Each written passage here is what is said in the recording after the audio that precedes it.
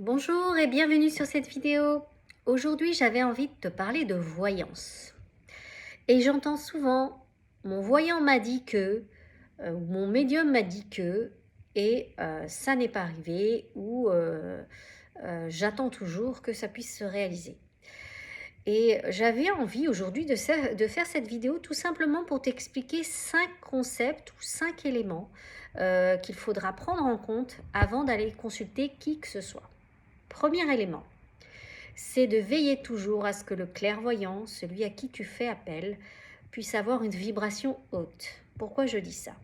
Parce que s'il a une vibration basse, il risque de se connecter à une réalité qui n'est pas la tienne. D'accord? Vibration haute veut dire aussi qu'il a suffisamment travaillé sur lui et qu'il est capable de voir au-delà de ses propres prismes et au-delà de ses propres casseroles. Si par exemple, imaginons, on va prendre un exemple tout con, que cette personne a des challenges amoureux, qu'elle a énormément de mal à avoir une femme dans sa vie ou un homme dans sa vie, et que vous lui demandiez qu'est-ce qu'il peut voir dans votre domaine amoureux, il y a de fortes chances qu'il voit mal. Pourquoi? Parce qu'il n'a pas su lui-même dépasser ses propres casseroles, donc c'est assez compliqué pour lui d'aller voir pour toi. Il ne peut voir que dans les choses qu'il a lui-même dépassées. C'est pour ça que je dis, faites attention à la vibration dans laquelle la personne vibre. Est-ce que c'est quelqu'un qui se remet en question? Est-ce que c'est quelqu'un qui s'introspecte? Est-ce que c'est quelqu'un qui se nettoie régulièrement? Ça, c'est le premier élément. Deuxième élément, est-ce que cette personne est suffisamment ancrée? J'en ai rencontré, moi, des voyants. Et certains, pour moi, manquaient d'ancrage. Ça veut dire qu'ils étaient tellement là-haut, tellement perchés, qu'ils étaient dans leur corps astral. Et pas suffisamment ancrés, pas suffisamment enracinés. Et l'idée, c'est que quand tu vas voir un voyant, il faut qu'il soit suffisamment ancré et suffisamment connecté à là-bas, à là-haut, dans les cieux. Ça veut dire quoi? Ça veut dire qu'il est comme une sorte de passerelle, d'intermédiaire entre deux mondes. Et pour ça, tu as besoin d'avoir quelqu'un qui soit suffisamment ancré dans la réalité, c'est important.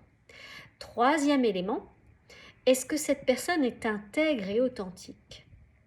Ça veut dire que j'entends souvent des gens qui me disent oui, ma clairvoyante m'a dit que tous les nettoyages que j'étais en train de faire, ça servait à rien, que ceci, que cela. Mais de quel droit? Vous vous rendez compte que quand vous dites des choses comme ça, vous avez une responsabilité karmique. Ça veut dire quoi? Ça veut dire qu'il ne faut pas dire tout et n'importe quoi aux gens. L'idée, c'est que vous puissiez, comment dirais-je, faire preuve de discernement et surtout d'utiliser, de savoir que les gens, ils ont un libre arbitre et qu'ils sont en capacité de décider pour eux-mêmes. La guidance ou l'accompagnement, vous indiquez ce que potentiellement la personne est en capacité ou va peut-être expérimenter, mais l'idée c'est que vous lui montrez qu'elle a toujours son libre arbitre, même si 80% est prédéterminé, vous avez quand même 20% de libre arbitre, et ce libre arbitre compte. Donc c'est important que vous puissiez aller voir des gens qui sont intègres, cohérents, qui savent faire preuve de discernement. Ok? Quatrième élément. Quatrième élément, est-ce que la personne respecte suffisamment, comment dirais-je, alors comment je vais y arriver, la notion de conscience de prospérité et conscience de manque.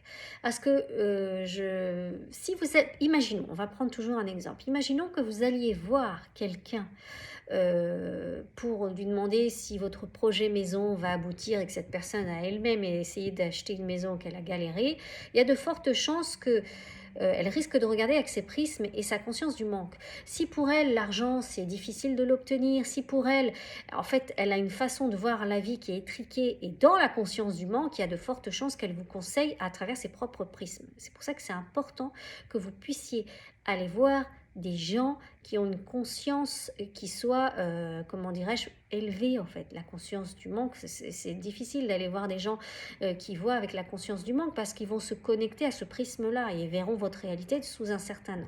Ok? Et le cinquième élément, le bouche à oreille.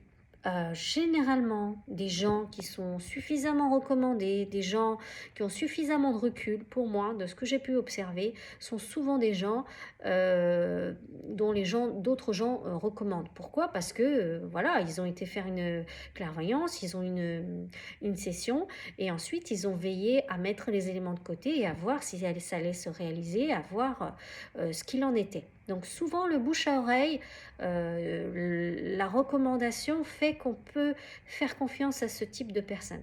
Ok? Voilà pour moi les 5 éléments. Donc je les récapitule. Premier élément, la vibration de cette personne, veiller à ce que cette personne ait une vibration haute. Deuxième élément, veiller à ce que cette personne soit suffisamment ancrée. Troisième élément, veiller à ce que cette personne soit cohérente, intègre, qu'elle respecte votre libre arbitre. Quatrième élément, la conscience du manque et la conscience de prospérité. Essayez de voir la personne comment elle voit la vie, et comment c'est son rapport à la matérialité et à l'argent. Et cinquième élément, le bouche à oreille fonctionne. Veillez à avoir les bons échos pour pouvoir vous diriger vers la bonne personne. À travers ces 5 éléments, a priori, vous devriez être moins déçu de vos consultations. Je vous dis donc à bientôt et n'hésitez pas à vous abonner à ma chaîne.